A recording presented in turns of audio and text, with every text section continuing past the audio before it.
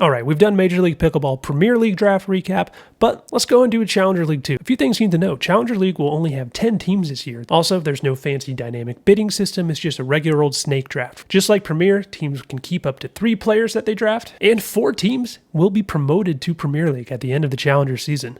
Will a Challenger roster be able to compete with the Premier League roster next year remains to be seen, but keep in mind, Premier League teams will have to drop a player, the Challenger teams will get first dibs on those, and there are some really talented players in Challenger League. This time last year, Christian Alshon was a 3rd or 4th round Challenger pick, and he just went first round in Premier, so don't count these teams out yet, but it's going to be a tough battle next year. Here we've got the results by round. Pause it if you want to take a look. We're going to look at the results by team.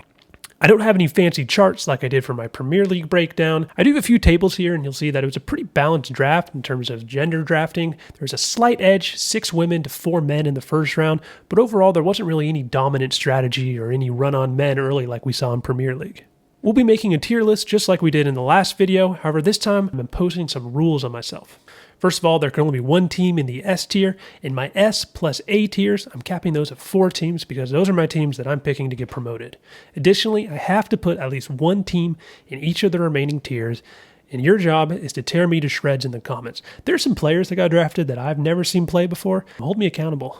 And with that, let's just start at the top of the alphabet. We've got the Atlana Bouncers. They took Jaume Martinez-Vic with their first overall pick. It's hard not to love this pick after the couple weeks Jaume just had on the PPA Tour. Him and Tyson McGuffin just took home a silver medal. They took the Johns brothers to 5 games on Championship Sunday. That doesn't happen very often. In my head, at the time of this draft, I kind of still thought of Jaume as a singles specialist, but that has already proven to be an outdated opinion. He might be the best player in this draft. Maybe that's reactionary, maybe it's not. They also have Todd Fote, who's a great teammate. He really does well in this format. And they have Jeannie Arakina, who was a rancher last season in Challenger League. That team never really gelled, but she had a really strong showing in Season 2. And then they have Angie Walker in the 4th round. She and her sister have made a name for themselves out in the Arizona Pickleball League. Maybe I'm just riding that Jaume hype train right now, but I'm going to put them into the A tier. We have 1 team down, and we've already put 1 team into the Premier League for next season. Up next, we've got the Bay Area Breakers, who I'm just going to say they have the best logo in the Challenger League. By the way, if you're not already subscribed to this channel, go and subscribe. We'll be doing a tier list of every Major League Pickleball logo that has ever existed. I have a lot of opinions, a lot of hot takes. Anyway, back to the matter at hand. Vivian Glossman was their first selection. She easily could have been in Premier League. Very strong pick there. Then they went Colin Schick in the 2nd round. Colin Schick's another one of those guys who I still kind of think of as a singles specialist.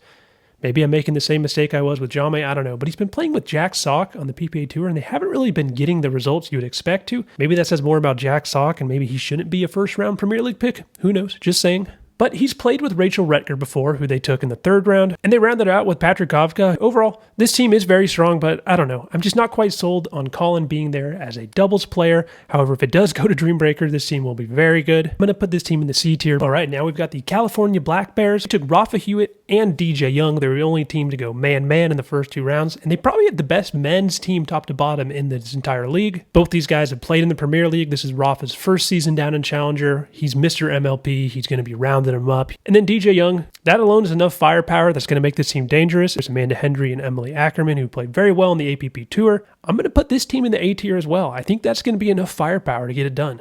But the real reason I'm putting them in the A tier is because I don't want Jimmy Miller on my ass. All right, our 4th team alphabetically is the Brooklyn Aces, and already I think I've messed up the alphabetical order, but we're just going to power through. With their first round pick, they took Lina Padiga-Meta, another woman with Premier League experience, and then they have Daniel De La Rosa and Martin Emmerich. That's going to be a strong righty-lefty combo. They play a lot together, a lot of experience there. Daniel De La Rosa is one of the more entertaining players in this league. He hits the ball just so damn hard. And now we're at the first player that I have never seen play before. I had a friend of the channel, Odoth, aka Koopy Nation, pull some data together for me. I mean, there's only like 15 games of history here.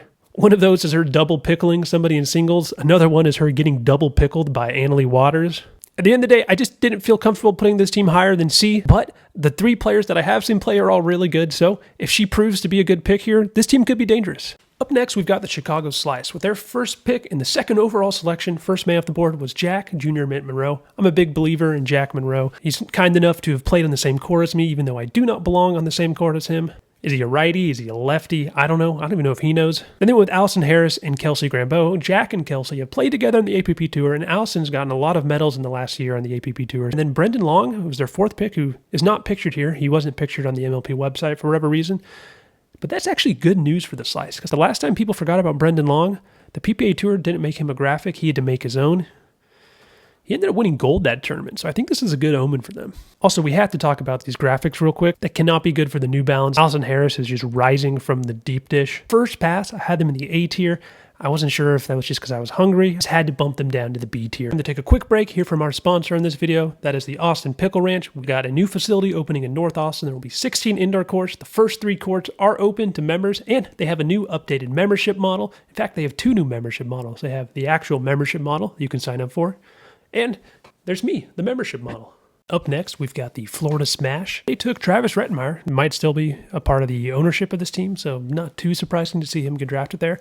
I said earlier that Jaume Martinez-Vick might be the best player in this draft, but I'm going to go ahead and change my mind and say Travis Rettenmeyer is the best player in this draft. I think he belongs in Premier League. He hasn't been on the best teams the last 2 seasons, but his individual performance has been very strong. The Real Clear Stats data backs this up. I'm just really big fan of Travis. I think he's going to dominate, and I think he's going to make me look like a very smart man, maybe even the smartest man in pickleball. I think this team's very well rounded around him, so they're my S tier pick. That might be controversial. All right, 7th team, the Frisco Pandas. By the way, how weird is it? This is the 7th team alphabetical, and we're still only on the 6th letter of the alphabet. That seems weird. Anyway, the team. Eva Radzikowska, she's a proven winner at the challenger level. It's hard to mess up a team building around her. She's like the queen of challenger at this point. And then 2 Austin guys, John Zagola and Stefan Avern. A little bit biased here, Austin. And then the last pick in the draft, Allie Phillips. What's interesting here is John, Stefan, and Allie were all 3 on the New Jersey Fives challenger team last season. They've basically just subbed in Eva Radzikowska for Shelby Bates. This is going to be my 4th and final team that we are promoting to the Premier League next season. Maybe I'm a little biased towards the Austin guys. I don't know. We're putting them there anyway. Heading out to Las Vegas, Zoe Wang, Judith Castillo, Mo Alhouni, and Anderson Scarpa. Now, 2 of these players I'm not really as familiar with. I do know that Zoe Wang has got some high-profile partners before. She's trained with the Johns brothers some. Clearly, there's a lot of people who think she has a very high ceiling. And the other question mark here is Mo Alhouni. I had Koopy Nation pull some data for me. Seems like a badass singles player. I did notice he has a recent doubles win over Martin Emmerich and Daniel De La Rosa. That's a challenger team. Judith Castillo is probably the best singles player in this draft, and her doubles game is coming along. Anderson Scarpa, I like this pick a lot. This team could be good. This might make me look like the dumbest man in pickleball, but I'm going to put them in the D tier. I don't know. I'm just not feeling it. Heading down to Miami. We have Milan Rain and Rihanna Valdez. That's going to be a very strong women's doubles team. And then they went with Roscoe Bellamy and Eric Onsens. And Roscoe's another player who has a very high ceiling, and I don't really know much about Eric. I had Koopy Nation put together another report here. There's only 4 tournaments worth of data. The Kitchen did just make this post saying he's the future of pickleball. With Roscoe and Eric, I just kind of feel like this team is like a year away from maybe being there. So we're putting them in the C tier. Last, we've got the SoCal Hard Eights. Arina Terashenko was their first pick. This is her first time down in Challenger. She's won more MLPs than I have fingers, I think, at least on one hand. I don't know a ton about Christine Maddox. She's played some with Tyler Liu. She's played some with Jill Braverman. Has some decent results. Seems like a good pick. And then you've got Eric Lang and Max Manthau. Now, Max doesn't have an image here on the MLP website. I've got you covered. This is an interesting men's team because Eric and Max just won a bronze medal at APP Miami. I'm guessing Eric had a big hand in this. They play together. They practice a ton in Pacific Northwest. I'm just getting good vibes from this team. I'm going to roll the dice on them. We're going to put them in the B tier. That's going to be a wrap on my tier list today. Take a look. Again, let me know. Why don't you go and drop your tier list in the comments? And if you haven't checked out my Premier League recap video, go check that out as well. By the way, I've seen the YouTube demographic stats on that video. Hey, what's up, fellas? Maybe send this video to a woman in your life so I can boost up those numbers. All right, thanks.